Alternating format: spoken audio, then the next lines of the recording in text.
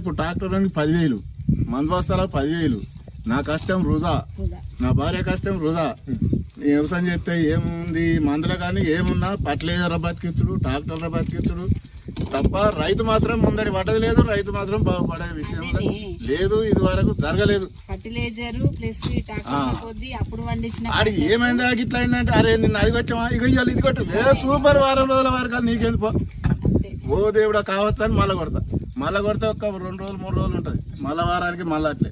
ఏం సార్ అట్లా, అరే నువ్వు గదానికి అట్లా అయిందా, ఇగో ఈ వాతావరణం ఇట్లుంది, ఇది ఇట్లుంది, శైలి ఇట్లా అనుకుంటా కదంతే దాని 2,000, 3,000, 4,000 మళ్ళీ ఇది కొట్టుకో.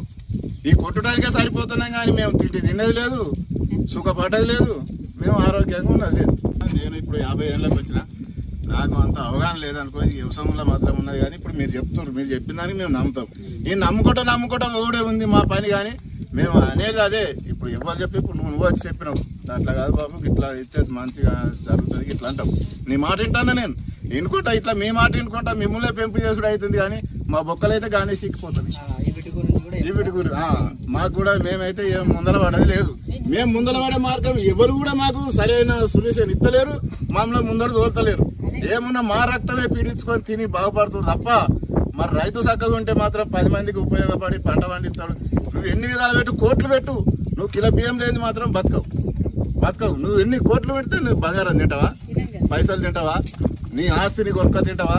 మళ్ళీ నా చెమటోడ్చిన కష్టమే నీకు బస్తా బియ్యం ఇస్తేనే నువ్వు ఏ టైంకో ఏ ఇప్పటికో గిలాసడు పెట్టుకొని వండుకొని తింటావు. కానీ మరి రైతు చక్కగా ఉంటేనే కదా ఇంత పబ్లిక్ బతకాలి. మరి అది దాన్ని మాత్రం ఎవరు కరెక్ట్ సొల్యూషన్లో తెత్తలేరు, దానికి అవగాహన ఎవరు ఇస్తలేరు.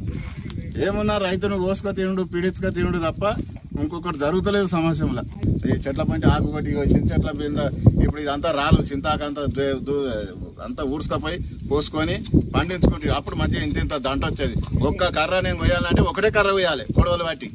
అయ్యో ఇప్పుడు ఇవన్నీ పెట్టినా ఏది పెట్టినా ఎట్లా పోసినట్టు గంగలో పోసినట్టు ఆ ఎర్రగుంటలే కొట్టుకపోతుంది. కానీ మేమైతే ఏం బతలేము ఎన్నడైతే. ఇప్పుడు నాది ఏదుంది, నేను ఎంత 3 ఎకరాలు పెట్టినా, 3 ఎకరాలకి ఇప్పుడు నాకు 1,20,000 ఇప్పటికే పెట్టుబడి వచ్చింది. మరి అందులో వండేది పూసుకున్న భగవంతుడు జర వంకర చూసి ఒక రాళ్ళ తెప్పొస్తే సున్న గోవింద.